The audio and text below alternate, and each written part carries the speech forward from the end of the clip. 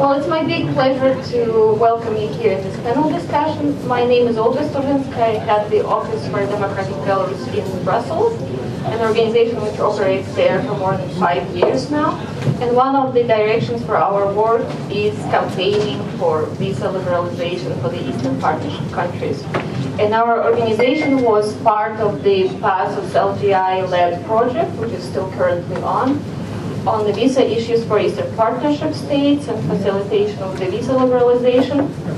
And the results, some of the results of our work will be presented at the Eastern Partnership Civil Society Forum in Poznan. The in-depth studies on each of the 6 countries, where it stands today, what are the difficulties, what are the prospects. As we heard in the first part of our discussions today, the visa liberalization issue is indeed very important. And Mr. Tarasuk has mentioned some of the difficulties experienced by the Ukrainian citizens. I can say the same on behalf of our Belarusian citizens who, after the reinstallation of the Schengen wall, have been denied possibility, for example, visit relatives in bordering states, in Lithuania and Poland. And it is a big problem for a large number of people. It was mentioned also by the representative of the Polish Ministry of Foreign Affairs that the wording has been changed during the summit in Warsaw, that the perspective is it's not a long-term perspective anymore. But I think we all understand that it's still a long road to go. And if we aim under the Eastern Partnership at the closer economic and political integration, of course, this is a must. This is about closer contacts between businesses, it's about people-to-people contacts, it's about exchange of know-how, it's about education and many other things. The questions we would like to address during our discussions are the following. First, how different this experience was for the countries like Bulgaria and Romania, for example, who are today members of the EU, and the countries of the Western Balkans. What are the similarities and what are the differences and what are the difficulties, probably, that the Eastern Partnership states are experiencing more than their predecessors? We would like to take a look at the political and technical sides of these processes. We would like to see what are the developments in the EU today which would influence the process of visa liberalization, such as the fatigue of enlargement, which was mentioned previously, the crisis of the euro, the Arab Spring, which is taking a lot of attention, diverting attention from the Eastern Partnership states, the discussions on migration issues taking place in different EU member states. We also will take a look at the front runners in the Eastern Partnership, those who are complying with technical criteria, moving on, and those who are rather lagging behind, like my own country, unfortunately. We'll also see what happens if Russia gets the visa liberalization regime with the EU before the Eastern Partnership, and what effect it would have on the processes for these 6 countries. And finally, I think it would be good to end our discussion today with really some recommendations or plans of action and see what we can do to advance despite all the difficulties we have. What could be the role of think tanks, of civil society groups, both in the EU countries and the Eastern Partnership countries? And what moments in the next year to come we could use to introduce this issue in the right light, so to say. On this note, I would like to invite our first speaker, Nadya Dimitrova, who is and was one of the key experts negotiating the visa regime, the visa liberalization of the regime between Bulgaria and the EU back some time. And Nadya is also one of the experts in today's PASOS-led project and contributed a lot to its development. Please, Nadya. Thank you, Olga. As you wish. For me, it's more comfortable. Is it okay to? No. It's okay. No. Thank you, Olga.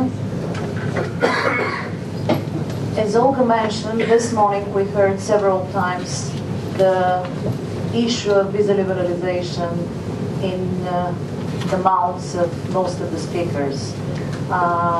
And I will start with the words of a very respected by me speaker, Mr. Tarasuk, who was eagerly applying for visa liberalization in this country as well as the rest of the countries, saying that nobody experienced this way of being isolated and being not able to travel freely. But I would say that all of us here sitting at this table have experienced it, because Bulgaria and Romania in 1995 entered into the Schengen list and into the EU negative list. By the way, at that time there were two lists, one Schengen visa negative list and one EU negative list. We, with Romania, plunged into these two lists quite unexpectedly, opposite to the rest of the Eastern European countries, including even Croatia. What was the reason for us to enter this list, opposite to Poland, Czech Republic, Hungary, was the fact that between 1991 and 1995, Western European countries, in other words, old member states, EU member states, inviting our countries, the new democracies, started to negotiate a process of harmonizing the policy in the field of home affairs, in the field of migration development, in the field of asylum, police cooperation. They started discussing certain measures which were must at that time, because after the falling of the Berlin Wall, all the flows of illegal trafficking, together with the free movement of democratic-minded people, entered the old EU member states. So establishing a democracy and in a secure world was something that started to be discussed at the beginning of the 90s. During this couple of years, Poland, Czech Republic, Hungary, Slovakia were actively participating and implementing measures and recommendations discussed during the meetings at the beginning of the 90s between the ministers of interior. Such measures were, at that time, the start of the conclusion and implementation of readmission agreements, introducing and implementing new legislation in the field of migration, asylum, and police cooperation, starting implementing the essence of the so-called acquis communautaire in the field of justice and home affairs, which, in other words, were aliens legislation, asylum legislation harmonization, including readmission agreements. Bulgaria and Romania, participating or not participating in these meetings, did nothing to harmonize its policy and to join the club of solidarity at that time, without concluding any readmission agreements, without reforming great percentage of their law enforcement services, without introducing new legislation. So that was the reason in 1995 that Bulgaria and Romania, contrary to Poland, Czech Republic, Hungary, Slovakia, were in the visa negative lists. And then, at that moment, of course, both countries realized that certain measures had to be taken. And of course, in 1997, the new Bulgarian government at that time started for the first time focusing the attention to the measures and necessary changes for reforms in the field of security, in the field of justice, in the field of home affairs. And all of these changes, reforms, and criteria fulfilled was number one done because for the sake of Bulgaria, for the sake of Bulgarian people, and then for the sake of European nations and other European countries. So in 2000 actually, Bulgaria and Romania was taken out of the visa negative lists. And then the story of the Western Balkans started. And now in this package, Western Balkans received their visa liberalization 2 and 1 year ago, and now in this package are all of your Eastern Partnership countries. What are the tendencies in the visa liberalization dialogue for some of you? I would repeat what most of the people in the morning repeat. Eastern Partnership policy and its merits, its assets, its values for all of you. It is a catalyst, according to me, of transformation process. It provides an opportunity for the partner countries to integrate with EU by developing stable democratic structures and enabling stronger participation of civil society. It facilitates the de-Sovietization of some of the nations, those who are willing to, and stimulates the nation, finalizing the process of building national identity and self-respect in Eastern Partnership society. It reconstructs and promotes European patterns and European perspective in some of the countries of Eastern Partnership. Does it work? Asked Mr. Tarasyuk in the morning. His answer was it doesn't. Yes, it doesn't work somewhere, but it definitely works in some of the countries and in some of the areas. And Eastern Partnership tool, 2 times in 2 very important conferences, confirmed its willingness or the willingness of EU to work with the experts and governments of the Eastern Partnership countries towards visa liberalization process. In the joint declaration of the Eastern Partnership Summit in 2009, for the first time in this declaration, said supporting mobility of citizens and visa liberalization in a secure environment is another important aspect of the Eastern Partnership. It will promote mobility of citizens of the partner countries through visa facilitation and readmission agreements. And now, a couple of months ago, in Warsaw, on September 29th and 30th, again, joint declaration of the Eastern Partnership Summit confirmed its will and said it remains a core objective of the Eastern Partnership to enhance mobility of citizens in a secure and well-managed environment. And this objective entails visa facilitation and readmission agreements as a first step. Once these agreements are concluded and effectively implemented, the EU and the partner countries will take gradual steps towards visa-free regimes in due course on a case-by-case basis, provided that conditions for well-managed and secure mobility set out in 2-phase action plans for visa liberalization are in place. In 2009, there was nothing like action plans. There was no tool for visa liberalization to none of the countries. There was only one readmission agreement, if I'm not mistaken, to Ukraine, and still Moldova didn't have agreement at that time. You had in 2009? No. We have since 2008. Readmission and facilitation agreement, sorry. Today, Moldova and Ukraine have action plans for the visa liberalization. Not only do they have these action plans, but they receive first 2 assessment reports from the European Commission on the progress and achievements of the action plans. The only country, unfortunately, among the front runners, who I definitely consider a front runner, and this is Georgia, hasn't yet received its action plan. However, probably it is due to the fact that Georgia received its readmission and readmission agreement and facilitation agreement a little bit later. It is in force since March 2011, and I do hope that in the coming months, at the latest, the beginning of 2012, Georgia will receive its action plan on visa liberalization. Visa liberalization dialogue tools were with different names.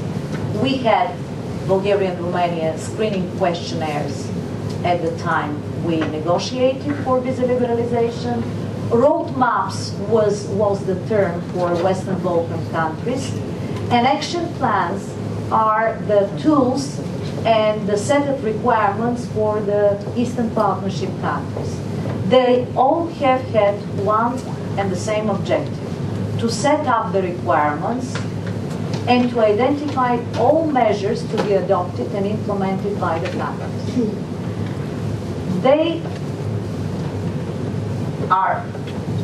They all follow a balanced approach, setting benchmarks with clear requirements for the reforms to be implemented in the same key areas. And these areas were, for Bulgaria and Romania, they were valid for Western Balkan states, they are the same for the Eastern Partnerships countries. Security of documents, migration issues, border management, fight against illegal migration, fight against organized crime and corruption, and fundamental rights. What could be, with a lot of difficulties, found the differences between Western Balkans roadmaps and Eastern Partnership action plans. With the Western Balkans, definitely the dialogue was fast and successful, ending with the lifting of the visa requirement for every participating country. I would also say that readmission in visa facilitation agreements ran parallel with the roadmaps at that time. With Eastern Partnership countries, we certainly see that the dialogue is and will be longer. It is an open-ended so far, and it is not purely technical or merit-based. It could not be, I'm sorry,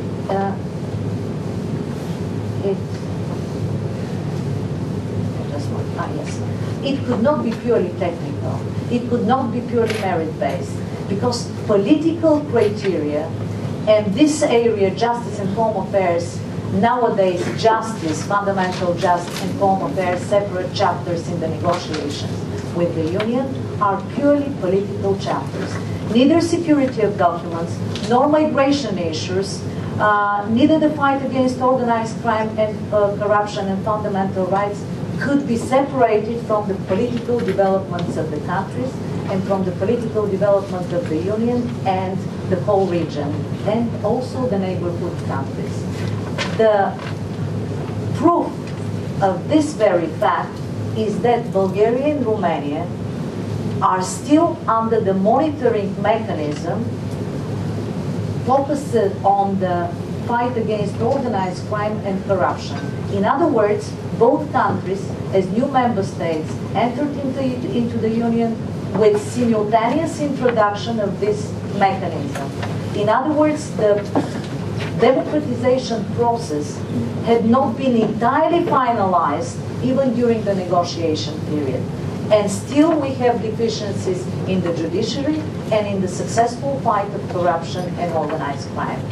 Actually not completing entirely 100% of the criteria created obstacles and difficulties for us to be in Schengen now, because the plans for Romania and Bulgaria to enter Schengen were September 2011. We are still out of Schengen, and we also are expecting being scrutinized in the next couple of months due to some problems in the past we had in the corruption and organized crime fight, and the reputation is a very important thing among the old member states. So, coping with all these areas and fulfilling criteria for the visa liberalization is first step of the test.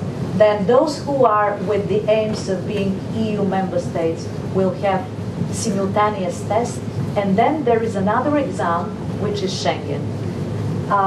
Therefore, to some extent, the fact that Western Balkans were given faster visa liberalization compared to some of the countries from Eastern Partnership speaks of the fact that Western Balkan countries, all of them, are with clear European Union perspectives, while this could not be guaranteed for the 6 Eastern Partnership countries so far.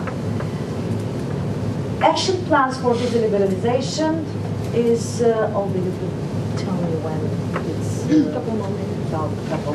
Action plans for visa liberalization are different also because for the first time we have two-phase process, which in other words, action plans contain two sets of benchmarks. Preliminary benchmarks covering the policy framework, legislation and planning, and specific benchmarks covering effective and sustainable implementation of relevant measures, including concrete results on the ground. And here it's also the big difference. Monitoring the implementation of the action plan is completely different from the monitoring of the implementation of the visa roadmaps. The Council takes decision to initiate an assessment of the second set of benchmarks. They are assessed through on-site evaluation. The Commission invites the countries to provide detailed information, allowing for an evaluation of concrete results on the ground. The Commission, on the basis of the fulfillment of all benchmarks, makes a proposal to the European Parliament and to the Council for lifting of the short-stay visa obligation for the citizens of the country through the amendment of the famous Regulation 539 from 2001. And the Commission regularly informs the European Parliament and the Council through reports on the fulfillment of the first set of benchmarks by the countries and provides assessment of possible migratory and security impacts of their citizens traveling to the EU. The difference here is also very important because of the role of the European Parliament, which was absent during the previous visa liberalization process. In other words, after the Lisbon Treaty entering into force, European Parliament, for better or worse, and I think for better, will help and has a very decisive role in the visa liberalization process of your countries. What is the situation now? Ukraine and Moldova are with action plans, as I mentioned, for visa liberalization since November 2010 and January 2011 for Moldova. In September 2011, European Commission issued the first visa liberalization action plan assessment reports for both countries, and Georgia is expected to have these action plans at the beginning of 2012. I would appeal to the Polish presidency and to the next one at the latest. The country has to be given and presented the visa liberalization action plan. The front runners could be named Moldova, Ukraine, and Georgia. What has been done so far by the three countries in the key areas will be covered also by Leo.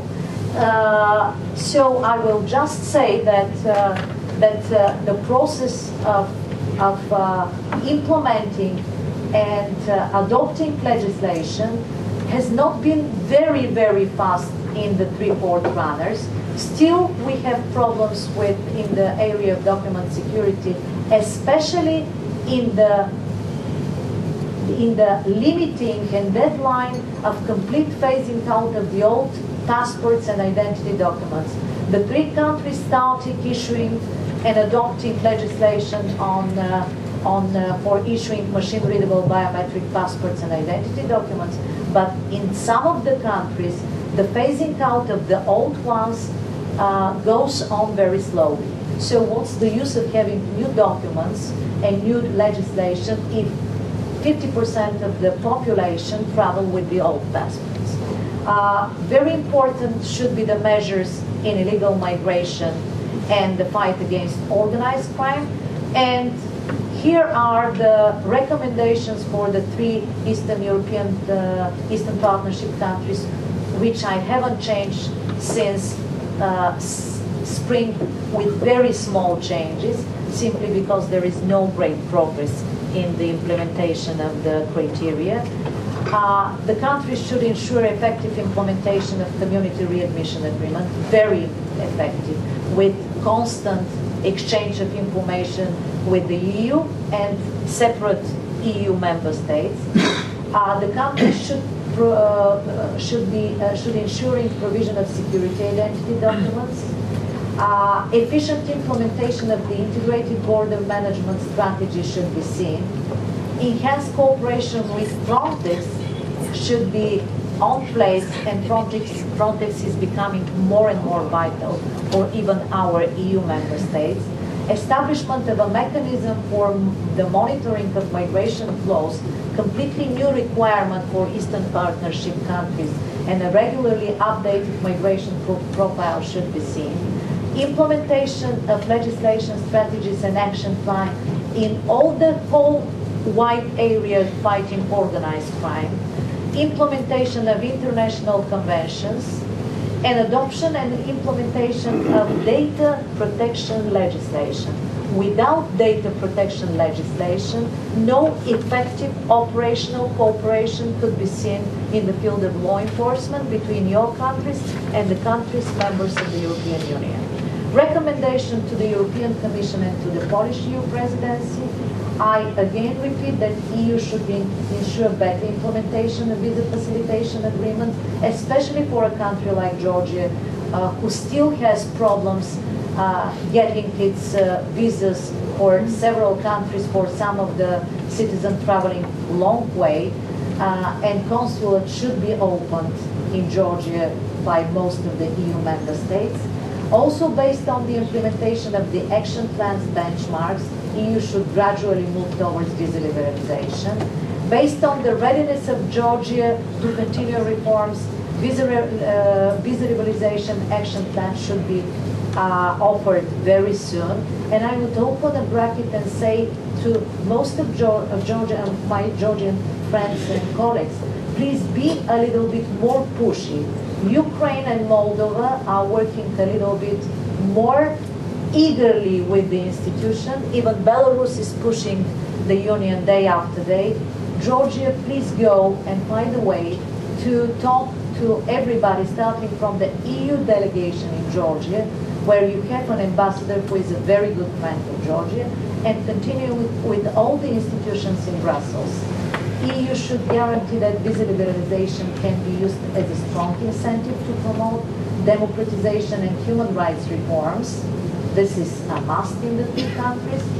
Provided most of the reforms are done, EU should take concrete steps towards political association and economic integration, and EU should continue to be engaged in the management, settlement of security issues in the countries, example, EU-BAM in Moldova and EU-MM in Georgia.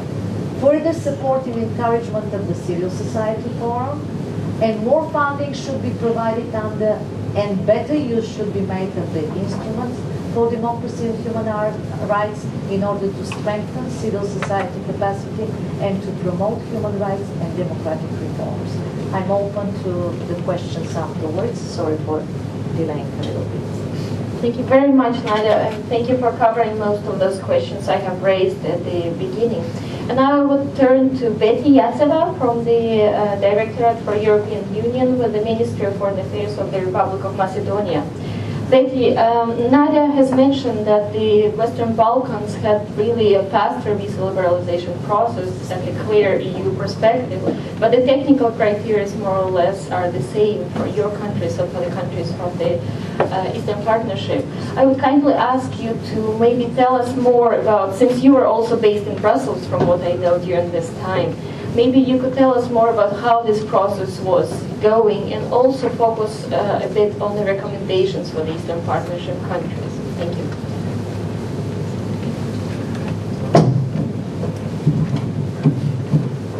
Yes, thank you.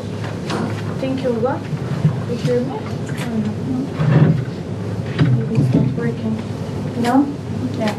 Okay.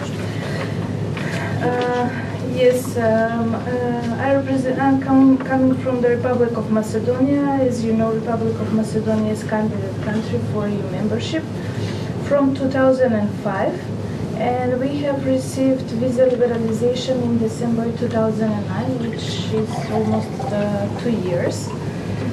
When we say faster visa liberalization process, maybe formally, because we started visa dialogue with the EU in February 2008, and by December visa liberalization 2009 was already effective, which is a little bit more than a year and a half. But let's face it, we were trying to have visa liberalization for years and years before. We got candidate status for EU membership, and we were trying to start visa dialogue, but we were offered by the EU back-to-back visa facilitation agreements and readmission agreement, horizontal visa, readmission agreement, even though we have already signed and implementing around 15 bilateral readmission agreements with EU member states. This was the policy then. We have to accept it, and while we were expecting that we are going to start dealing with visa liberalization issues, we were negotiating and implementing visa facilitation agreement. Anyway, we have gotten visa liberalization after we have fulfilled all benchmarks in our roadmap. I gave you a little bit of introduction how we were waiting to get visa liberalization, just to let you know that we have started implementing all necessary reforms in the justice and home affairs area, even much before we got the roadmap. So we were already issuing biometric passports, our integrated border management was almost fulfilled. We had adopted and already implementing a lot of laws relating to corruption, organized crime, trafficking in human beings, and so on.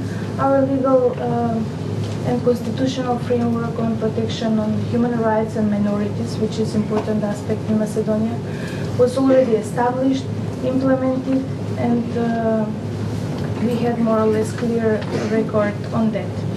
I wanted to concentrate more on our, not on how, on which types of benchmarks we were fulfilling, but how we were organized actually, how all this process was being done or dealt with in the Republic of Macedonia. And first, let me tell you that it was very high, maybe highest on the agenda of the government of the country. Every possible government session during this period was starting with visa liberalization, with our action plan, our national action plan as a response to the roadmap. So the government was being informed what is going on, how far have we gotten, do we need any more money, which was a good moment because every processes that we were having, every reforms, every institutions we needed to establish and so on, and were part of the visa liberalization dialogue. Then the government was ready to give some money, budget, and everything. So everything went very, very smoothly and very easily on that part. Also, we had a visa liberalization team, which was headed by the State Secretary of the Ministry of Foreign Affairs. And formally, we had a team of 11 people, senior officials from different ministries, like Ministry of Interior, Ministry of Justice, Ministry of Foreign Affairs, Ministry of Labor and Social Policy, and then we had members according to the blocks. These people were meeting almost on, maybe not on daily basis, but twice a week, at least twice a week. They were reviewing the implementation of our action plan. They were the ones that were proposing measures, preparing all the necessary documents, and pushing inside their ministries for the necessary reforms or laws or bylaws or everything that was needed. These people were very committed. And I think the good team and good coordination in the team among people from different institutions was actually one of the very important achievements or elements of whole success of our visa liberalization process. I could tell that these people were ready and prepared and competent because, as Olga mentioned, I was during this period, I was in our mission in Brussels, dealing with justice and home affairs, so directly I was dealing with EU member states and European Commission on Macedonian behalf in Brussels. While my colleagues, the team for visa liberalization, was coming in Brussels for meetings with European Commission, maybe some member states in the European Parliament or whatever, these experts were ready, prepared. They knew the answers to any question that Commission might have. Or also they would ask us, what do you plan about this or this, when will it be finished? Will it be finished by the end of this or next month or whatever? So these people that were present on the meeting, they could take a commitment. Yes, we will finish it by the end of this month, and it will happen like that. So I mean, this will be one of my recommendations, to have a team which is competent and who knows what they speak about or what is going on in the country, and whether something is possible or not possible. As I mentioned before, it is very important these people to be maybe not powerful, but influential in their own ministries or in their own directorates or organizations, to be able to push the reforms. This also goes during the assessment missions that we had, or they're going to be called on-site missions, I suppose. Also, you have to show that you're prepared, that there is a real commitment, and that things are going on. Regarding the documents that we are preparing for the European Commission and EU member states, of course, that we prepared reports containing all types of technical information about all the necessary reforms and requirements. But also, you have to, not everybody can read 150 pages of technical requirements. This is for the Commission. The Commission and maybe some of the ministries of interior of some interested member states. For all the others that are discussing your issue, your case, your country on more political level, they don't have to read these 150 pages. Sometimes it's 200, sometimes it's 70. We were preparing some small documents.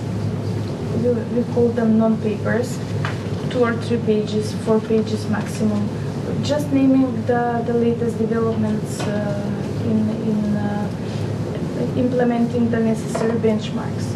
And we gave this to the people in the capitals, to people that were working on in the council on this issue. For us, it was COEP. For Eastern Partnership countries, it's COEP. So you're showing that there is a progress every month and a half. There is a progress. Okay, we have new knowledge. This is what is going on in our case. And we have finished, as I mentioned, in 2009 the negotiations, and we got visa liberalization in December 2009. And then we have faced one interesting phenomenon which we were not expecting at all.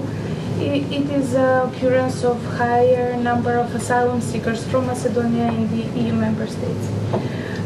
This phenomena is, we are dealing with it. We are undertaking a number of measures to suppress this phenomenon, but it takes time. And I think it takes a commitment from both sides, and from Macedonia and from EU member states. Because I don't have time, I will not go into detail of what are the substance of the measures, but if you're interested, I can maybe later on tell you. And as a conclusion, I would just summarize the recommendations from our experience.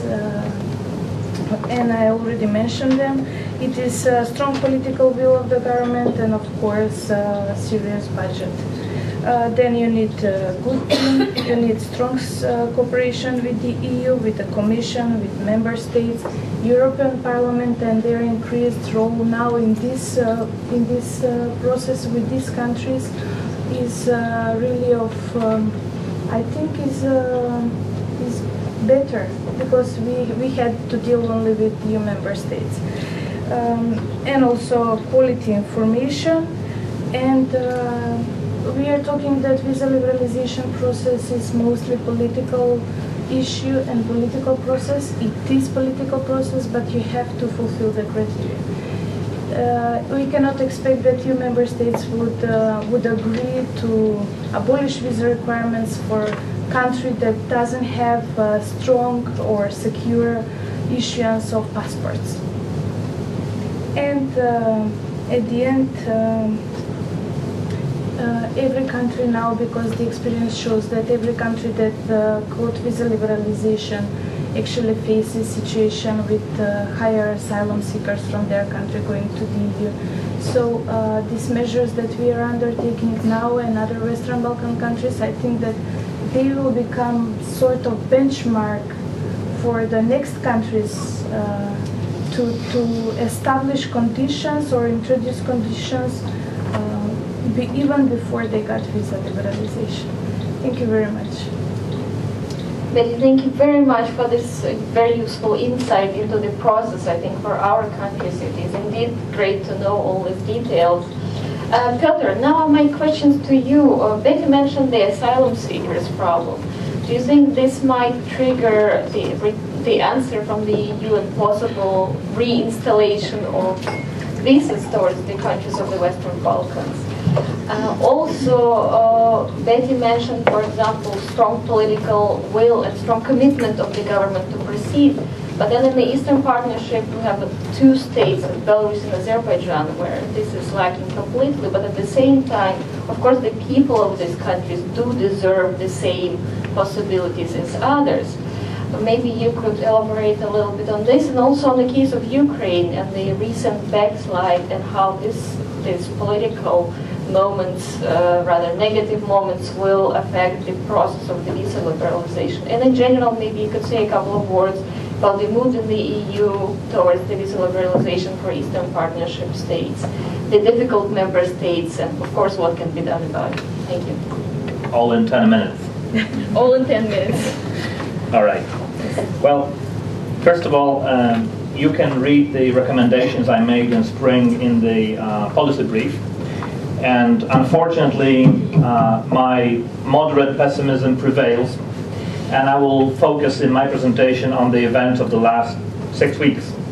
I will not go into recommendations for the Polish or Danish EU presidencies. Rather, I will express a bit my disappointment with the Polish presidency.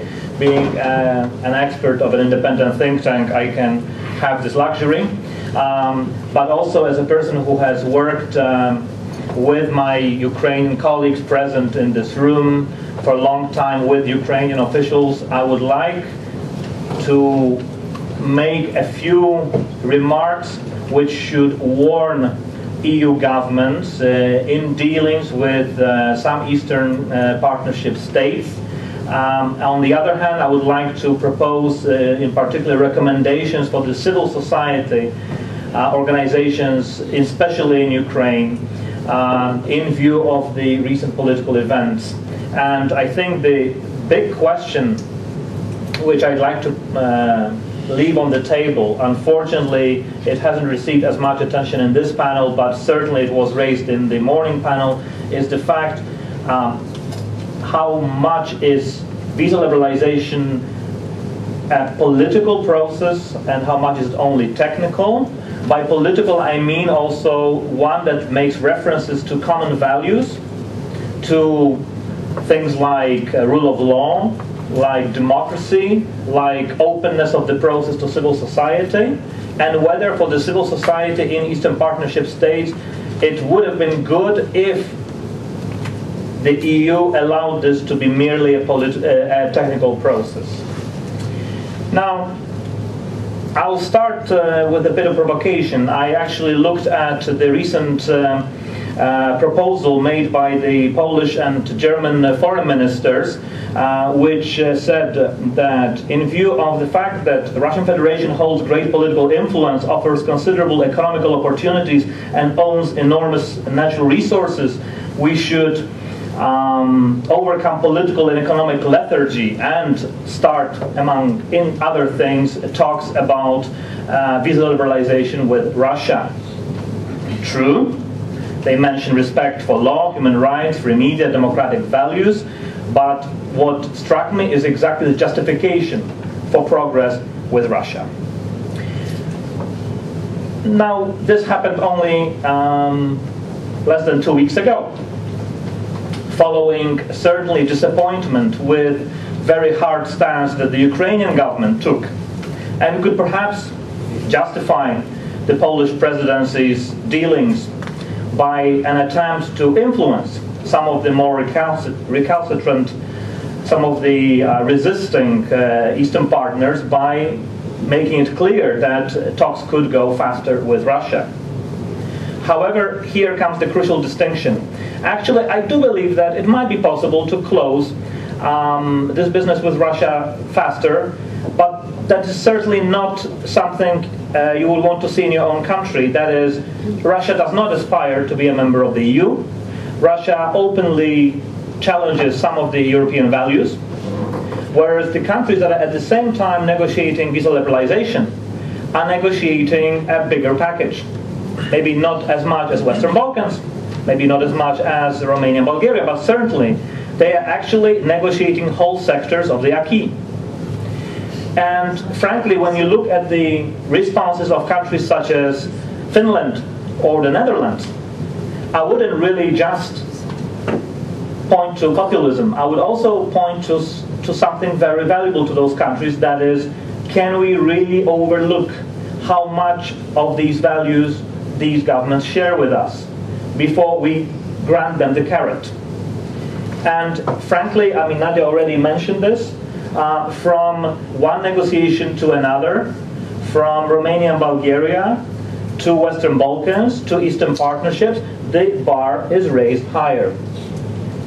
Well, we could say, I'm here in orange shirt, which I did not wear just 3 days ago when I was in Kiev for the 7th anniversary of the Orange Revolution, but Orange Revolution persuaded Europe that we could demand from Ukraine more. And this is exactly the point made by Poland during its presidency, that Ukraine deserves being treated like a European country. So it does. So it does. And yes, there is a distinction in the negotiations, let's say, with Armenia, Azerbaijan on the one hand, and Moldova and Ukraine on the other hand, and the issue is not simply technical. I heard a lot of discussion about the threat of migration from these countries, and that impact assessment is going to be carried out. An ironic point is that Turkey just opened visa-free movement with Libya, Syria, Yemen, and this created chaos on the Greek-Turkish border. Clearly Europe has a problem with illegal migration, and clearly not from the territory of the Eastern partners. But of course this is a bigger context, and of course the ability of the Union to integrate migrants from Maghreb, from the Arabian Peninsula, from the Middle East is a concern to countries such as Netherlands. By the way, this country is expected not to change its policy until May next year. France similarly, so they are waiting for the, for instance, reports on Romania and Bulgaria that are expected in February, and they clearly said it's not going to happen. Our position is not going to budge. Mr. Sarkozy is not going to change the position until the elections. Clearly, he cannot afford to be seen as someone who just opens another front on this side. Now, I'm not proposing here recommendations for the ministers of foreign affairs of Ukraine, Moldova, and so on, because I personally feel that there's a striking contrast between the attitudes in Ukraine of the Minister of Foreign Affairs, which actually in October and November showed compliance with the requirement, showed willingness to talk on technical issues, and unfortunately a very strong opposition from the presidential office, from the members of the parliament, of the ruling party, and it is difficult just to offer recommendations to people who are willing to cooperate while sidelining those that really influence the process. And unfortunately, compared to springtime when I wrote my report, things have gone only worse. Already the ambassador of Germany to Ukraine started suggesting that maybe Germany should contemplate introducing a visa ban for the members of the Ukrainian government involved in the case of Yulia Tymoshenko. So we are seeing deterioration of the discourse, and the problem is, and here is an irony, why I also believe that Russia might have it easier, not only because it does not claim to be a European Union applicant, but also because while Mr. Lavrov is interested actually in getting a roadmap, and the Russian delegation is clearly focusing on technical issues, the problem related to Tymoshenko case also meant that actually the Ukrainian government is not showing interest in closing technicalities if they are concerned, if they are related to very sensitive political issues. So actually they are interested this year just to have a political statement and continue talks next year. This is a short answer to the question, how much can Ukraine benefit from the Western Balkan experience? How much? To the extent that it's willing to overcome some of the conflict that is related to values, that is related to the way we run our security institutions, our court, our police. And having worked in Ukraine for several years, I definitely appreciate the progress that was made by this government on a number of technical criteria. But as it is usual in Ukraine, a period of progress is followed by a period of stagnation. And unfortunately, I think for the next year, the forecast is gloom because we are going to perhaps complete the first stage. I mean, it's not that difficult, and we expect actually today our partners from the No Visa Coalition to present quite optimistic report that Ukraine has caught up with Moldova in a number of technical criteria. But when we move to issues such as rule of law, corruption, fighting organized crime, then we are going to unfortunately tread on very sensitive political interests. We are going to actually get into into issues which are related very closely to state sovereignty.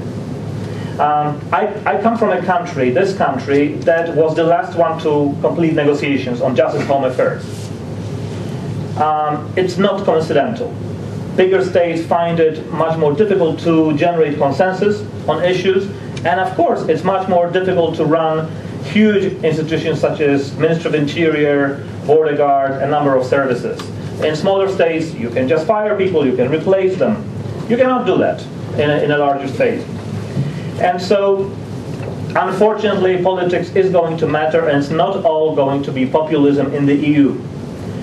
The problem is that at the same time we are running a couple of games. One game is technical, visa liberalization, but at the same time Moldova, Ukraine, Georgia are saying to the EU, please give us the perspective of EU membership, please accept that we share the same values. And then unfortunately countries such as Netherlands, Finland, Denmark have it an easy target to say, okay, you declare but. Okay. Finally, do we see any light in the tunnel? Yes, we do. Paradoxically speaking, Denmark is going to provide us good opportunities. What is interesting, following the election, the new central-left government actually is interested. This is something remarkable in the time of the crisis. Almost everybody is thinking about nationalizing their policies. They're interested in an opt-in in justice, home affairs fields. They're interested to take a more pro-European stance in this very sensitive issue. They cancelled some of the proposals for reintroduction of border controls, and we did see, for instance, an impact on Finland, which could be placated. Of course, France and Netherlands are intractable, and we don't expect them. But we can expect actually that Denmark, which is a conservative country, might be even a better advocate for keeping the process according to values, keeping the process fair than Poland was, which was seen as very close to Ukraine, as very close to Eastern partners, as basically an owner of this, and thus not as impartial. Thank you so much. Piotr, thank you very much. And I think it's really good news about Denmark, because I think all of us were quite concerned about the next presidency and the possibilities with Copenhagen. Leo, while Ukraine is experiencing some political troubles which might influence the visa liberalization process there, your country remains the champion in this race. Could you tell us a little bit more where Moldova stands today in terms of fulfilling the criteria presented?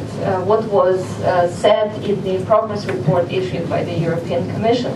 And also maybe elaborate a little bit on what the role of the civil society is in all this process. Thank you.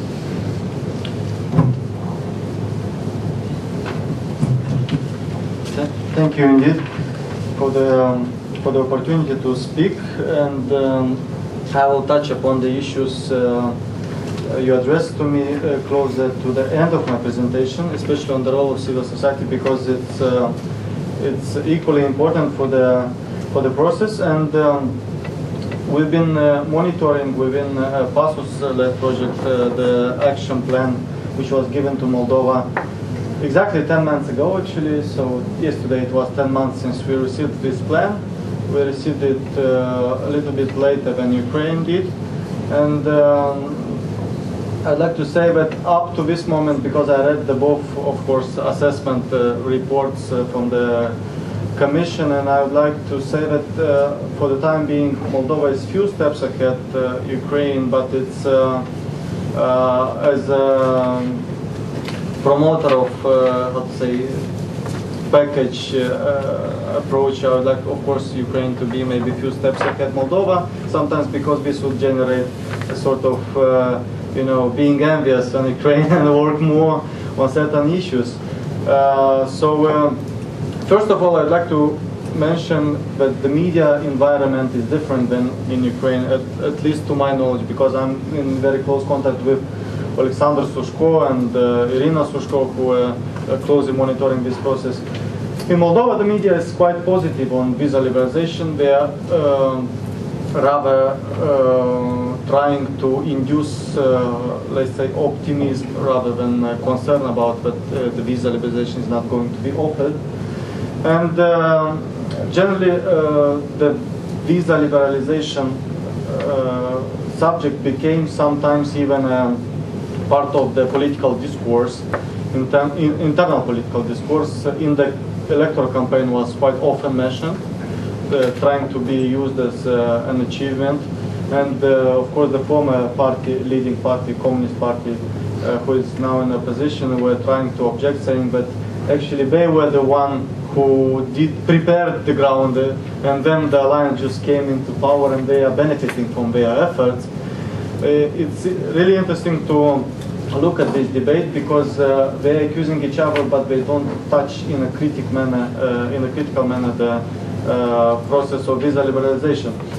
And we have quite an optimist vision, especially the government has, quite an optimist vision that we will receive visa liberalization until the end of 2012, which I believe personally that is too optimistic, given the constraints. Not only the fact that I think that we will not be able to fully implement all the technical criteria, but also given to the fact that just Piotr mentioned about some of the reluctant states that need to be fed with information, with guarantees that we will comply with all the rules.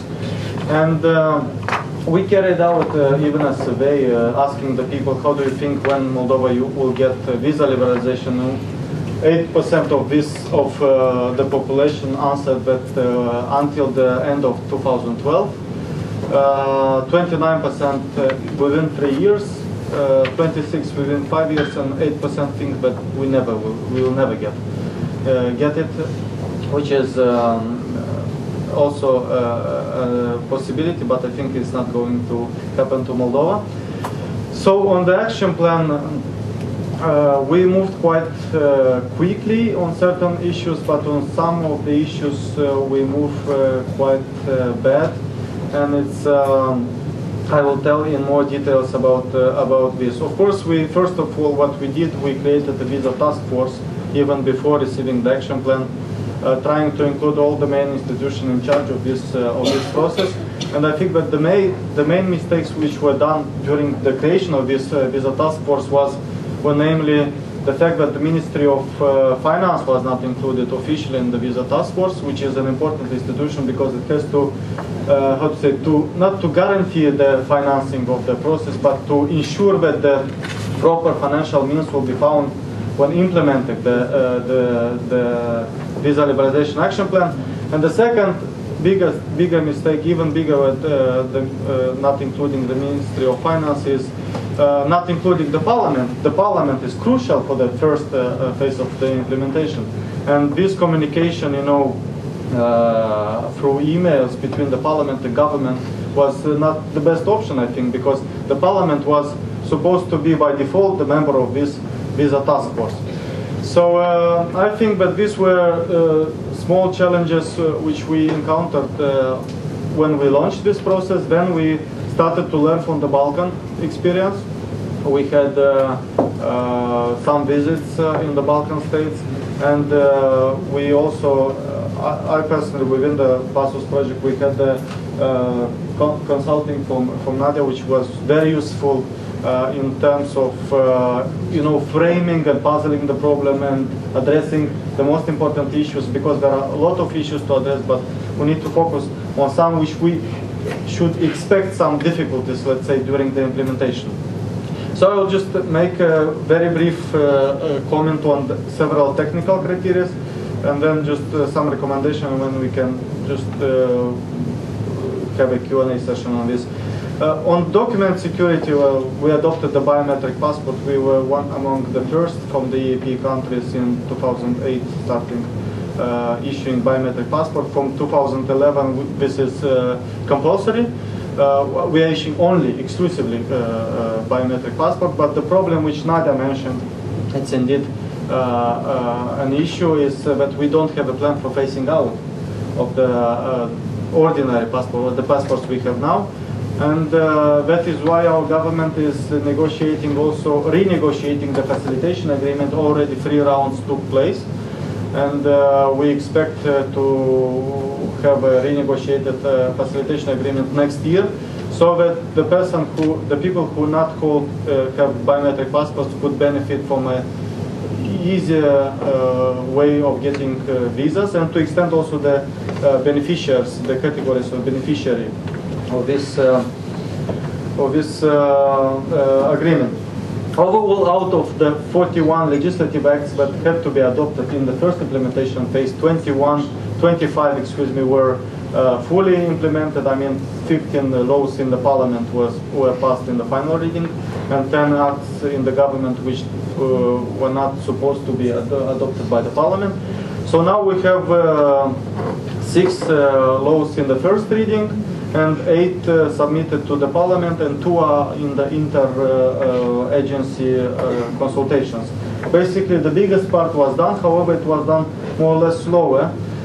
On the illegal migration, we adopted a migration strategy. We still are lacking a proper institutional design for the migration agency, because we are the strategy of reforming the Ministry of Interior, which is a problem.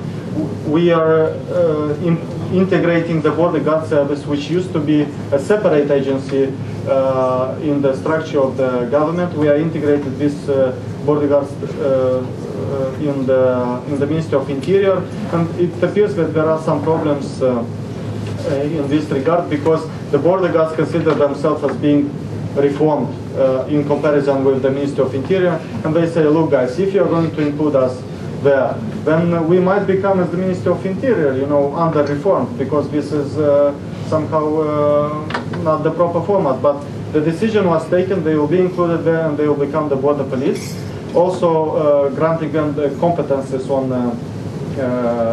prosecution, which is important, I think. So other problems that which we are dealing with is creating the extended migration profile together with the support of the IOM also and some other institutions. And for the asylum problem, which became a problem for the Balkan countries when they received the visa liberalization, is apparently is not going to be a big issue for Moldova, even if I know when the visa liberalization will become a reality, then the asylum might increase, the asylum seekers might increase. For example, for the last 2 years, out of the 200,000 Moldovans, the community in Italy, only 11 asylum seekers we have, which is a great result. I mean, because there are only a few, so it's not a matter of concern for the time being, I'm saying. On the third block of public order and security, we have problems on anti-corruption policies, not on some adoption themselves, but for example, the Center for Combating and Fighting Corruption, which is an independent agency, is being reformed, and the Parliament is not willing to pass the new regulation on this center because, you know, there are apparently some vested interests, and also on the combating corruption, we have not fulfilled all the Greco recommendations, which is an important criteria for the countries that are striving to get visa liberalization. I will also mention for the fourth block, external relations and fundamental rights, that the biggest problems are two of them is adoption of anti-discrimination law, and the second is we did not yet, the Parliament did not ratify yet the Human Rights National Action Plan, which is which I think it would be soon ratified, but anyway, up to this moment we don't have this. Transnistria, who asked, maybe people asked, some of the people asked about Transnistria. I would like to mention that it's not an issue mentioned in the Visa Liberalization Action Plan, and it's not mentioned in the discussion with the Commission. However, it is a challenge of the current plan, because we need to make sure that all the people who are getting Moldovan documents from that side are not having fake reader document or something else. So this is a process, and we set up a mechanism of identification of the persons who are asking for the Moldovan documents, so we can ensure a fair access to the documents, but still a secure one. On the recommendations, I would like to point again phasing out of the normal passports, of the current passports. And a conclusion, a general conclusion, is that the technical process are moving very well, and the technical process, which requires also political action, is moving slower. Related to anti-corruption, again, I will mention, or some other issues like politically sensitive issues. Also, the political instability in Moldova, you know that we are electing a president since 2.5 years, is becoming an issue for the implementation of the whole program, because, you know, the parties used to condition each other. For example, if you don't adopt this law, then we are not going to vote for the that one. And then it becomes a sort of chain effect, which is making the prisoners of these parties. A good advocacy campaign, I think, started to do the Ministry of Foreign Affairs, which should be praised. They went and discussed to French Migration Agency, to French Ministry of Foreign Affairs, to Belgian one, to German. They are expected to go also in Netherlands. And for example, France was one of the countries which were reluctant to Moldova's visa liberalization. Now it seems that it's nor reluctant nor, you know, in favor, but at least we got a neutral partner. So as for civil society, just two phrases. We've been involved in the Ministry of Foreign Affairs is organizing extended visa task force meetings, in which are invited the civil society, and we've been how to say, striving for this, because at the beginning they were considered that they are discussing purely technical questions, and civil society has no place, because, you know, you don't need to know how many, I don't know, kilometers we demarcated now, because you can learn this from the media. However, we want to be in the room and to hear real problems, so that we can offer also solutions, not only being the one that criticizes the Ministry of the Visa Task Force. And another thing which should be undertaken by civil society, I think we are organizing, for example, common roundtables with the decision makers and civil society and experts, which is called the National Convention on EU, together with the Slovak partners. We're doing this, and it's been useful in Slovakia and some other countries, and we are trying now to do this in Moldova, so we can make sure that the recommendations given by the civil society are properly taken by the decision makers, and we have even a common voting mechanism. So it's a sort of self-obligations for them to take care of these recommendations. And of course, last recommendation for the civil society is to monitor properly and to deliver these results about monitoring direct to the institutions and to the stakeholders that are reluctant to this process. I think this would be mostly related to the ministers of internal affairs from some of the EU countries that are still reluctant. Thank you. Yeah, thanks a lot. Being a Belarusian, I really envy Moldovans because things are not moving in our country, and despite all the problems that Moldova has, things are moving, and I think this is very positive. I will go very quickly to sum up what our speakers have said, and then we move on to the question and answers session. So what the situation we have, Ukraine and Moldova are the front runners with the action plans, and there have been the first reports delivered by the European Commission on the progress made by these countries. Georgia has the visa facilitation readmission agreements in force and is waiting for the action plan. In Armenia, there is beginning of talks on the visa facilitation and readmission, while Azerbaijan and Belarus are lagging behind, and there is a clear lack of political will to engage into these talks. Politics matter, as all our speakers have said, and the technical cannot be separated from the political sphere. And as Piotr also mentioned, the bar for the Eastern Partnership states has been raised rather higher if we compare it to the previous countries working on visa liberalization. With this, on this positive note, I invite you all for the question and answer session, and please use the expertise of our speakers today to get the answers. Ina Fidluska and Evan. Thank you.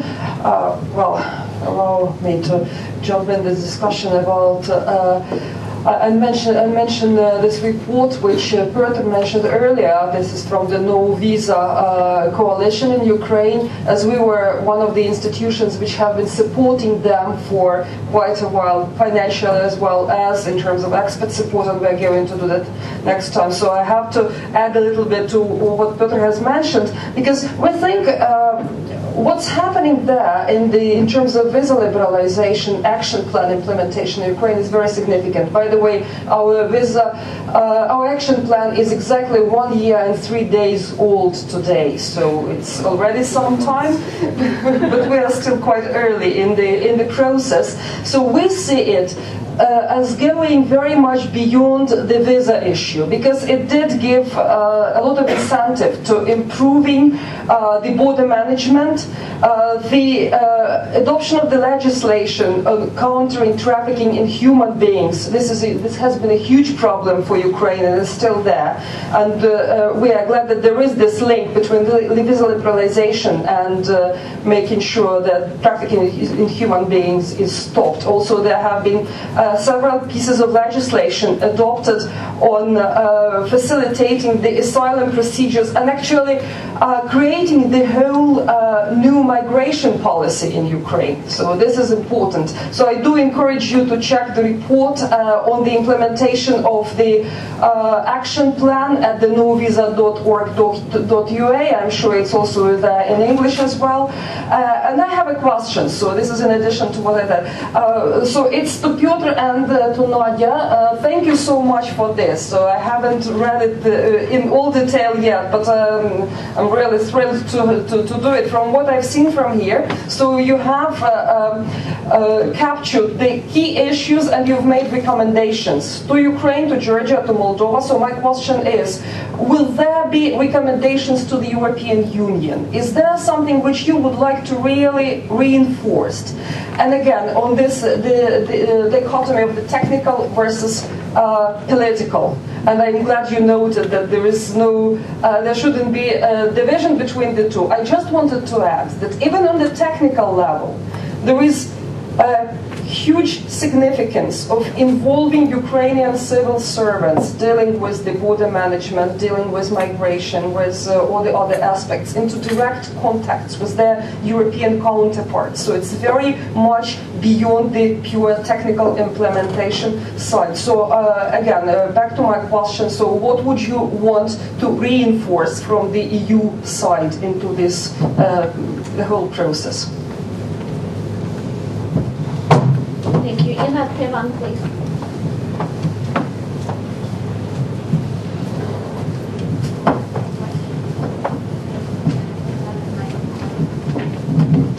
Thank you very much. Actually, my question is part of continuation of Irina's point about technicality, political aspects, and... Okay, Son Stjanovic, Belgrade. I have to... Is the internet mobilization actually... Must be the other They're dealing with media. Media interfering into the visa. At least we have no banning walls for the listening. This is a good idea. Anyway, maybe Nadya or Piotr can help me much more on the idea and something that will go to EU side. Okay, Armenia is not one of the champions on the visa liberalization part, even if you're taking its very interesting story. Armenia has negotiated and endorsed with 7 EU countries readmission agreement. After that, visa facilitation talks started. All the 7 has been cancelled because there should be 1 readmission agreement. This is kind of a part of very funny elements, which is you have with one country and then something cancelled. But one of the elements that it was there, which is politically, we always doing our homework first, finishing up, then we having something to sign, which is a good element. Now, on that regard, Armenia tried to make a tender on biometrical passports. There was a 3 European companies participating. Polish company won, French company sued. And then we stuck in a European court for about 7 months until they will deal what the issue with the tender. Now, this is the part of what to advise to EU for Armenia not to wait for another 7 months to decision to be able to print out its biometrical passports. But part of this element also coming for the technical element on the border management. Could you advise the logic of the countries which previously didn't have the borders?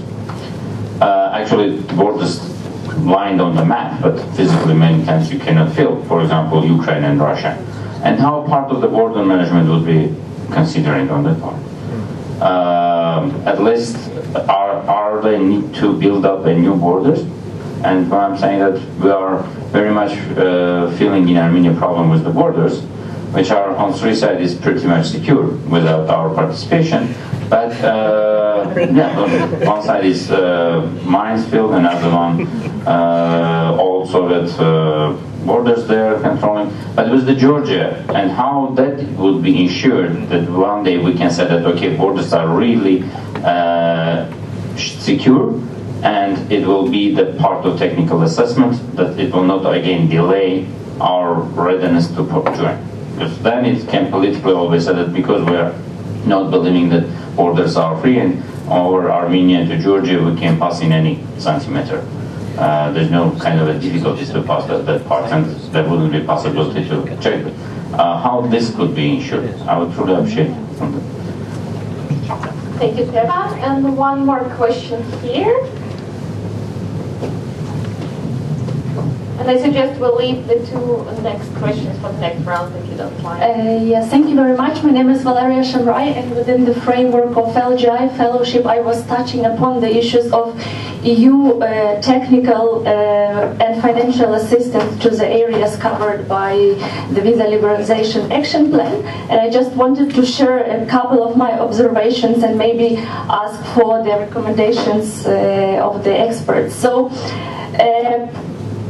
justice and home affairs is not a new topic, and until the implementation of the Visa Liberalization Action Plan, actually these issues were there. Maybe they were not so detailedly described, but European Union was supporting the areas covered by Visa Liberalization Action Plan. And according to my observation, the assistance was effective only when it was directed at support of Ukraine, the reforms which were owned by Ukraine. And it is very visible in the area of border management, to some extent in the area of combating drugs. However, there were also a lot of assistance directed to, for example, to anti-corruption area, but it didn't bring really a lot of results because the whole reform agenda was not owned by Ukraine, and after years of common work with European experts, then the anti-corruption legislation was suddenly abolished and a new one was proposed, which obviously didn't correspond to the EU requirements and Greco requirements. So now I observe that European Union is more eager to support and cooperate with those agencies which are eager to reform, and those areas which really indeed need EU assistance, they are somehow left behind. It is understandable if we put ourselves in the shoes of European Union. Of course, it is better to cooperate with partners who are eager to reform and who are eager to deliver. However, we all know that if, in my case it's Ukraine because I'm coming from Ukraine, if we don't solve the issues like corruption or fighting organized crimes, unfortunately visa-free travel will not become a reality. So here comes my question. How civil society organizations plus European Union can probably redefine their approaches in working with officials responsible for implementations of reform, so that we don't leave out the areas which really are in need of assistance. Thank you very much. Thank you very much, Valeria, and I will invite our experts now to comment on these three questions. I'll remind the first one was on the recommendations for the EU asked by Ina, and then the second one from Tevan on Armenia and the tender for biometric passports, rather a common question, and also the question of border management in the last question of Valeria. I suggest Piotr, you start. Thank you. Regarding the recommendations for the EU, actually I made some. Because my job was specifically to turn to the EU.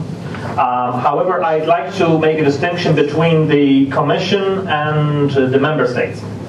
First of all, the Commission will have, as some other speakers mentioned, much smaller role, certainly not the leading role, in the second stage.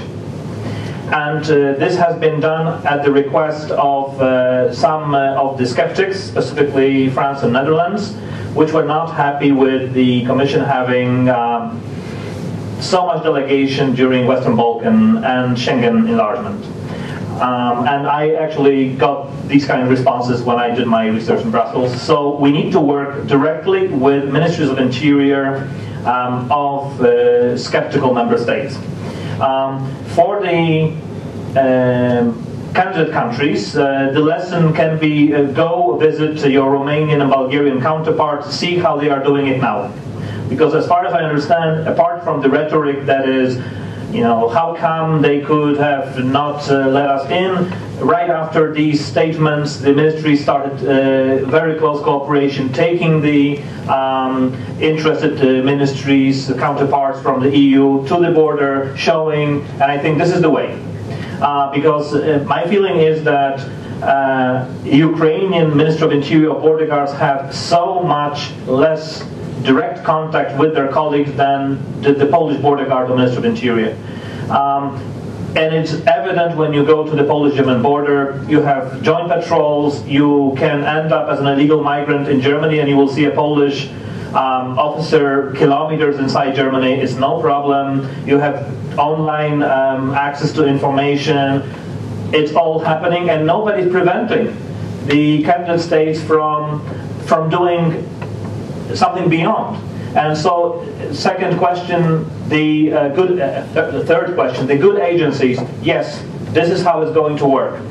Pilot projects, establishment of joint structures. There is one between Poland and Ukraine, for instance. There is a Center for Information Exchange. Okay, Ukrainians cannot get online access to SIS, but they can have access through their Polish counterparts. And I think for Poland, the best way would be to bring their Dutch colleagues over to such center and show, okay, how the Ukrainians are working, and stop concentrating only on what the local press is talking about, corruption and so on. Much of the problem of these countries is the image. And unfortunately, very strident and very harsh reactions from avenues of power are not helping. Russia can afford it, that's what I'm saying. Eastern partners cannot. Okay, because they are already insiders and they cannot behave like Turkey or Russia. This is not a bargaining process. And the Baltic states or the Western Balkans or Romania, Bulgaria can testify to this. It is true, it's not an equal party process, since one party is basically paying for the reform process and it's setting the rules. However, and here comes the place for the civil society, I think what the civil society, my concern sometimes with civil society organizations or think tanks, our colleagues in Eastern partners, is that they have to switch slightly from identifying themselves with the government agenda, because I think, unfortunately, the second stage, this agenda is starting to be fragmented. We have the good guys, we have the bad guys, we have like corruption, for instance. In Poland, we are now getting corruption scandals related to, for instance, just this week we have, the former head of the intelligence who is now on trial, who is just charged with some of the big privatizations in Poland. Okay, and this is coming up only 7 years afterwards. All right, and so I think you have to be more careful and stick to the points of the agenda, and also. I write this, and this is my main message. Treat the Commission as your ally. They are technocrats. They must renounce their national interest, not an interest, but national identities. Okay, if you're a Dutch, you come to the Commission, you're no longer Dutch. And actually, we even saw a rebellion. They called this, Brussels reporters called this mini rebellion in the Dutch MFA. Even, the Ministry of Foreign Affairs was anti-official stance of The Hague, saying, come on, these guys are doing their work. Yes. And finally, for Poland, I think, let's stop being offended by legitimate expressions of interest of certain member states. I remember when our Minister of Interior just said, this is unacceptable that some states are opposed. We had the same treatment during accession. Poland was a new member of the bloc, and we had to present ourselves as trustworthy partners. The final question, the tenders. Yes, this is a problem that unfortunately the EU, like many international organizations, channels much of the assistance to its own experts, to its own companies. This is not helping the credibility of this process to the population, and unfortunately, countries such as Ukraine is only raising the skepticism. But let's look beyond this. I mean, what's the objective? The objective is, unfortunately, that everybody talks corruption. Okay. Who is being corrupted? Who is corrupting whom? It relates to the national services in candidate countries. And for this reason, this job is being done by the EU partners. I think one way to stop being dependent on the external expertise is to do what some countries have done, specifically Georgia, for instance, really stepped up their anti-corruption efforts. I think Georgia is now better than some of the EU member states. And then the EU delegation can even go to The Hague and go to Paris and say to the member states, it's totally safe. Okay, these people are using the same accounting rules. I mean, it really comes to technicalities. For instance, we even have the problems as NGOs working with our partners in Eastern Partnership states to provide funds because of the differences in accounting principles. Once you go European on this, there will be no complaint. And I think the issue for 2012 is, let's do the homework and let's show this has been achieved. And on these particular issues, let's say you cannot just have prejudice against us on this. But we can no longer treat the European complaints and concerns as unjustified en bloc. Because this way we are only supporting the opponents to the reform in our countries, the organizations that could be reformed with European help. I think we really need to refocus. We are no longer just Ukrainians and there's the bad wolf, the EU or the member states. They are helping us, okay, through criticism, through demanding so much from us. Otherwise, we'll be in the situation of Russia where civil society has no influence on this whole issue of talks. And I don't think we want that. So this was my intervention regarding Russia, that let's not make it all technical, because this is only done with countries which have no aspirations to the same values. Thank you. Thank you, Piotr, for the extensive comments. Nadya, please. I couldn't agree more with everything what Piotr said, and I could add very little. First of all, grasping from his last sentence, never try to bargain too very much with European member states, especially with the old ones. Accept the Commission and most of them as your friends, and don't forget that you're aiming at them, not they at you, even through the visa liberalization. Here I will start answering Tivan first. This is entirely valid for your arguments. 7 months delay is nothing compared to many serious problems you are going to achieve and reform your services and implement legislation. Yes, you're right, but this is a very minor problem of Armenia. It happens everywhere, in the old member states, in the new member states, in all over the world. Tenders are tenders in order to participants, applicants and candidates to apply for, then conquering each other. Some of them are suing the other one. So this you shouldn't take it as something very, very notorious and sort of example that might ruin your way towards the visa liberalization. As for the borders, I have never seen a requirement, and I discuss all these issues every day, being also representative of the International Center for Migration Policy Development and ICMPDs everywhere in your countries, working closely with most of you, helping the countries to achieve and harmonize their legislation and reform their institutions. So I haven't seen so far any strict requirement for Armenia to impose visa regime to Russia, Ukraine, Georgians, etc. Going back but of course it might happen. So Bulgaria introduced visa regime to the neighboring states only when the country entered the Union. Until the very last moment outside the Union, while negotiating for visa liberalization, we negotiated it in such a way that we agreed with the Commission that until Bulgaria becomes an EU member state, we will keep visa-free regime with Macedonia, Serbia, and Macedonia and Serbia. Nowadays, Bulgaria again has visa-free regime with Macedonia and Serbia, thanks to the very appropriate steps both countries made, and thanks to their also, on one hand, harmonization of everything, and of course achieving the visa-free regime. So again, this is a very minor problem to you. It will just try to become, I suppose, that becoming a EU member state is the only thing that might oblige Armenia to introduce visa regime to your neighbors. It is not a requirement by the Commission.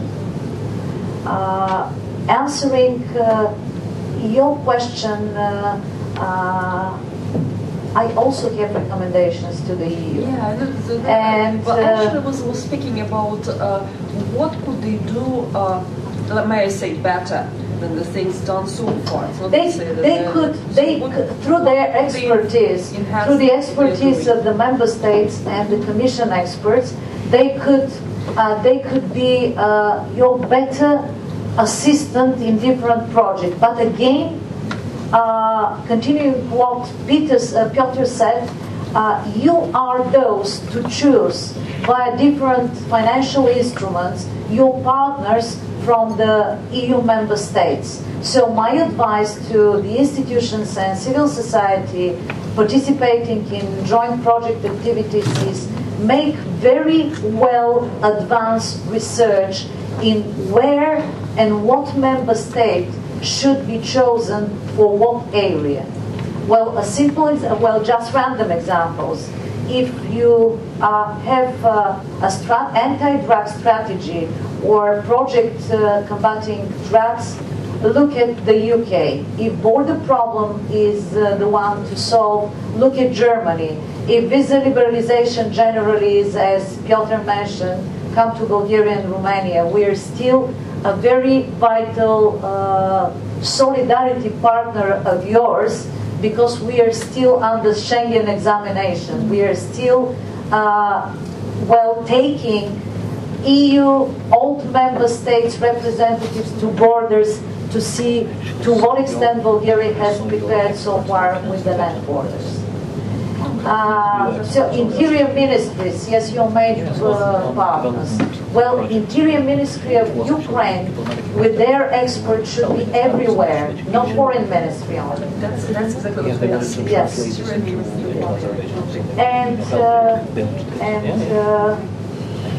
And your question on EU, partially I answered your question.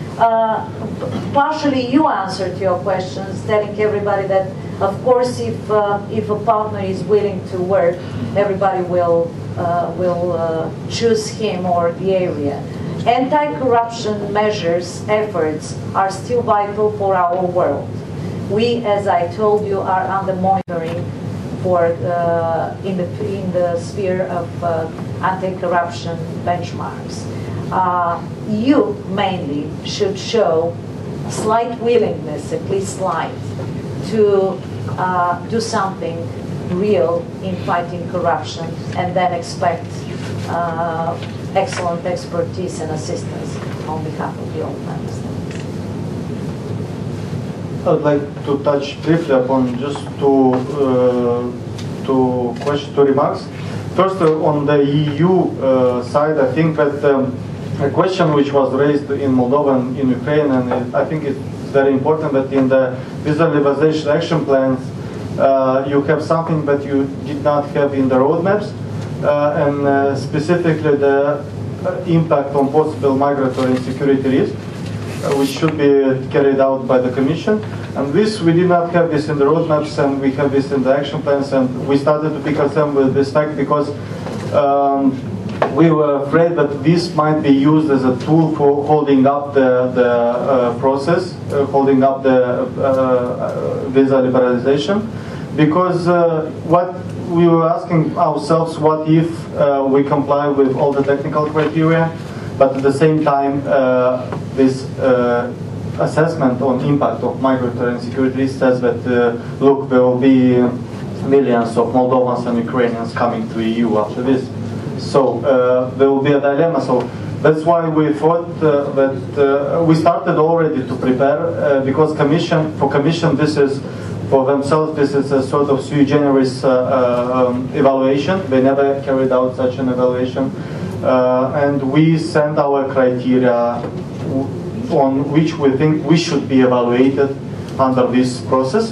And we think that being working efficiently on this, we might turn this tool not into a tool that we are afraid of, but into a tool actually that will give us benefit if a positive result is going to be. And on Piotr mentioning the advocacy by the civil society, I would like to mention as a positive example, we participated in something organized by the former Prime Minister advisor, who is a policy fellow at the ECFR, Nicu Popescu. Maybe some of you know him. He organized a visit of the EU ambassadors to the cross-border points between Moldova and Romania, and it was organized just before an evaluation mission from the EU came. So, and surprisingly, all the EU ambassadors were giving positive feedbacks to this evaluation mission because they were questioned. So it was very timely and very well organized. So I think that this should be taken as a positive example for the other countries that are doing the same thing. Thank you. Thank you, Nadya and Leo. And the second and last round of questions. Ketevan, please, another lady here.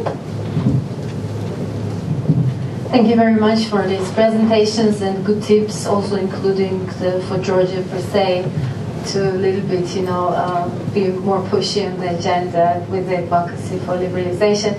Actually, the organization I represent is working on the issues, and we're planning in a month's time or so to make a press presentation of the report and observations of how the process goes on, even though we are still not in the dialogue, and kind of kick off the advocacy that we hope will mobilize a larger support from the colleagues and also from the other countries of the EaP. I have one comment and two questions, and the rest of the questions, I have actually many questions, but I will keep to the speakers at the break because I understand we are quite limited in time. Russia, and I'm not going to enter the political debate about how fair and why it is so sensitive for many neighbors, particularly in Georgia, for Georgia in the EaP. But even if the merits are kept technical, the issue still floats up. The passports and the passportization and issuance of the passports, travel documents that the Russians have practiced throughout the years. I don't know if you are probably the colleagues here at the panel, yes, but one of the concerns of the Georgian side is if Russia is granted visa liberalization earlier than EaP countries, particularly Georgia included, one major challenge is that this is endorsement or legalization of what has been an illegal passportization of the citizens or the inhabitants of the conflict regions that are now occupied by the Russian military forces. So this is one concern that adds up to the technical merit-based assessment of Russia's performance on that road. Asylum and migration I keep for Macedonia and Moldova for later. And my question is, you are now, as Moldova and Ukraine, in the regime of visa facilitation with the EU before you're granted liberalization. And I would like to hear, as you are now present, Leonid, from Moldova, what is the progress down that road? Because, for instance, in Georgia, we have a bunch of problems concerning how the facilitation agreement is actually implemented by the EU consulates. And we face manifold problems, starting from how the consulates disseminate information. Only 2 consulates out of 12 present have full information displayed about the new provisions. We also have problems about many EU consulates performing along the lines or their commitments with the EU visa code, which is not linked to particular visa facilitation agreement, starting from quality of service, language of service, the waiting periods and queues in front of it before the appointments are made, etc., and so on. And what you rightly mentioned, 3 consulates, 3 countries are not present at all in Georgia, and Georgian citizens would have to travel to Kiev, Athens, or Ankara to get visa, which is not guaranteed, which is completely crazy in terms of how much it costs and what kind of efforts are committed to do that. So we have a lot of recommendations for that. Just a very brief note, Georgia takes Ukraine's and Moldova's action plans as a model. It was also in the Warsaw Declaration that we have to keep in mind as a benchmark, those who are interested to bear in mind the action plans that are already out there. And our government says that a bunch of the commitments are already kind of on voluntary basis met down the road. Anyway, thanks. Thanks a lot, Ketevan. The next question, please. Hi, good evening, everybody. My name is Kaźmierkiewicz, and I come from Kosovo Foundation for Open Society. I have a very small remark on Nadya. You were referring to Western Balkans being taken care of visa liberalization. Kosovo is not taken care of. Actually, we've been struggling to convince the European Union to issue us the roadmap because, at least in the Western Balkans, the roadmaps have proven to be one of the best reform-driving tools. Because the requirements were very specific, the governments knew what to do, what to deliver, and there was a time frame. So the reward that was coming from the European Union to the governments was very concrete, so the parties that were on power were very keen to get those results in because it reflected on the next elections. And I just want to let everybody know that as Kosovars, same as last year, we remain the most isolated people in the world because we can still travel to only 4 countries visa-free. The reason why we cannot have any relations with the EU in terms of visa or any other matter is because we have 5 members not recognizing us. But in spite of that, if there is one thing that our government has done well and have been proactive about is exactly the visa matter, because our Ministry of Internal Affairs quite a few years ago has copy-pasted the roadmaps of the other countries in the Western Balkans, and we have already quite advanced in the requirements there. But now here's a paradox with Armenia, because since we cannot have any contractual agreement with the European Union, and we cannot sign the readmission agreement with the EU, we're signing the individual bilateral ones, which are considered valid. And we have signed so far about 13 of them. Now, since the last progress report is recommending the Council for the second time, same as 2 years ago, that they provide us the dialogue, with the visa dialogue, and that we start advancing. Now, if that's going to happen, we don't know. Apparently, there are quite a few matters in between, especially dialogue with Serbia and the integrated border management, which seems to become a problem for us rather than Serbia when they got the visa free.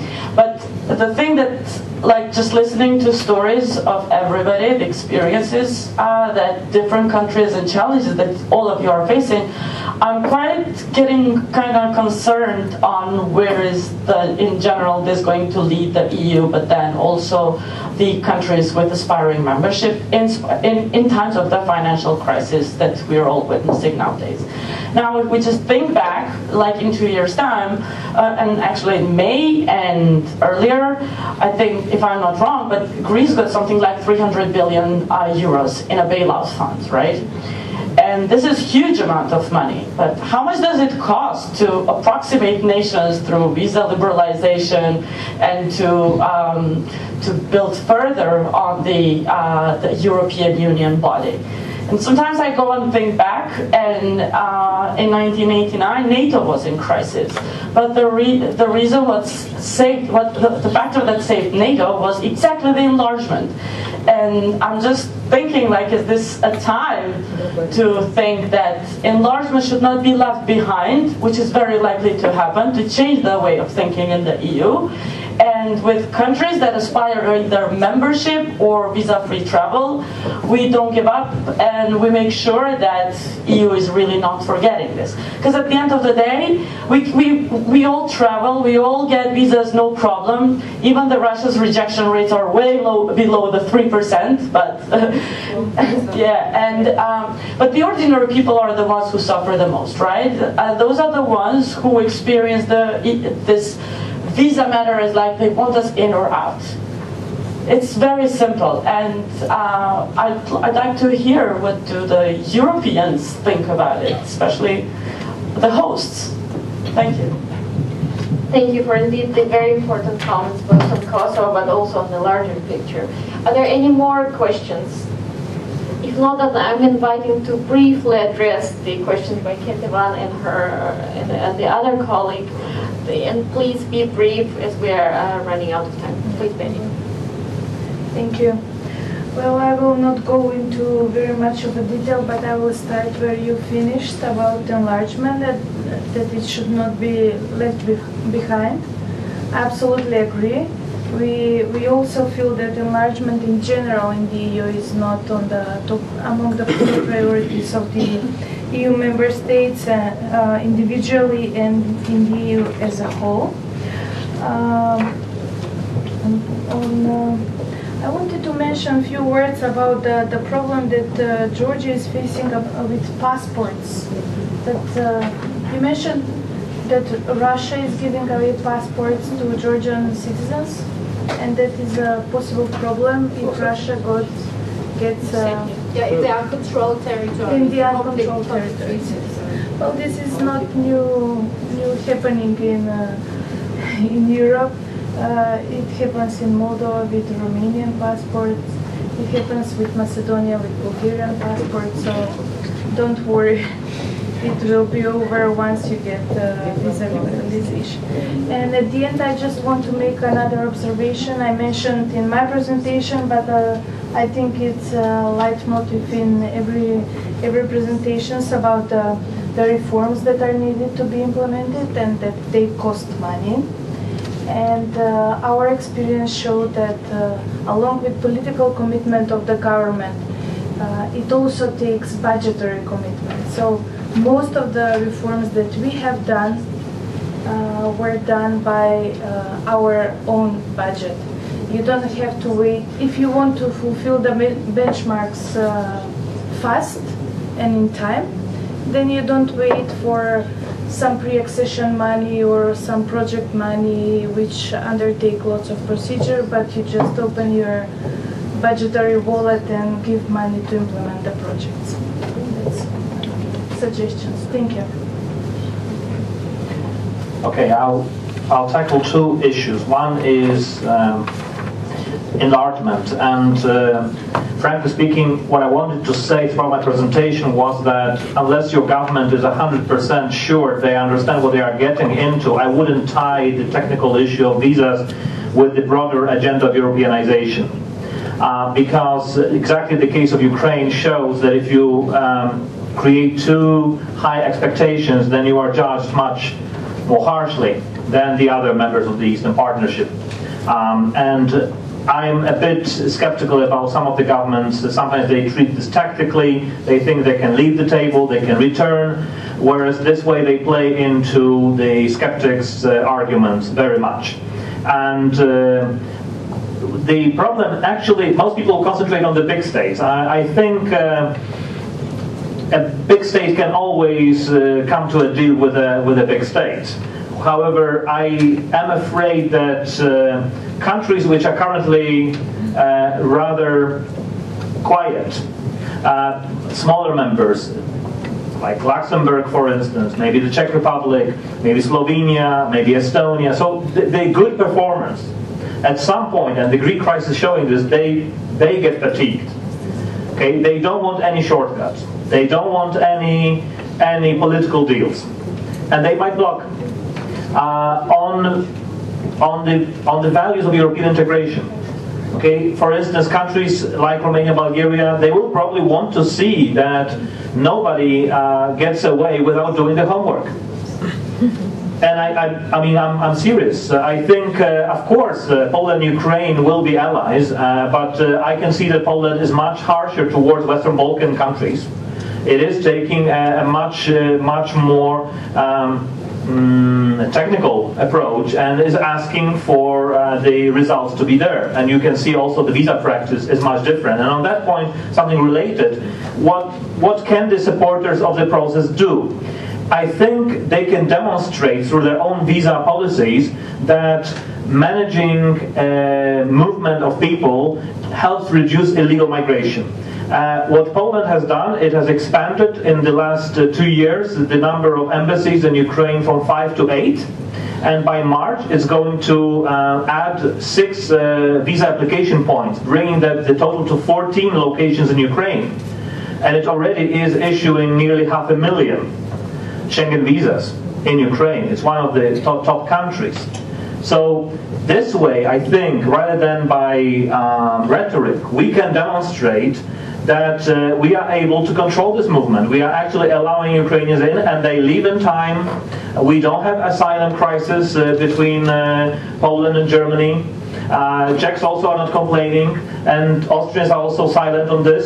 I think such stories do carry weight, and exactly in the time of crisis, the fact that we don't have a problem somewhere might persuade the Luxembourgers, the Czechs, the Slovenes, the Estonians, the leaders of the integration, the people who are doing fine, that it's not a problem, that we can do it. And let's not forget the small countries. Let's not forget the countries that are doing the homework, because everybody's focusing on the troublemakers, whereas I think the real issue is it takes one country to block in the council. So let's not forget the good students. Okay? Thank you. Very briefly, on facilitation. Actually, the problem is with the facilitation is that yes, the implementation goes not very well sometimes, but these issues are being discussed at the joint committee on visa facilitation between Moldova and the EU, which takes place every half a year.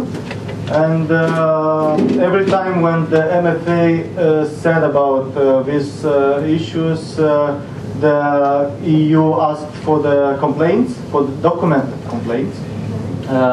So if you, and then they had only a few of them, 2 or 3, and then they say, well, this we should treat this as a singular cases, because obviously it's not a big trend, you know, it's not a big deal. If you would have 100 complaints, then we can consider this.